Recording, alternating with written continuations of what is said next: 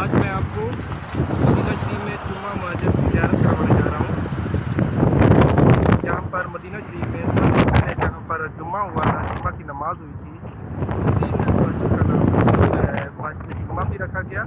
और ये आज आपको दिखाना जा रहा हूँ, देखते जाए।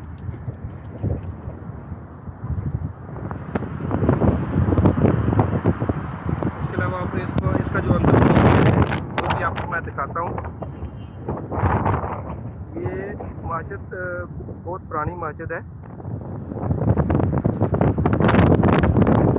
मदीना शरीफ में सबसे पहले जहाँ पर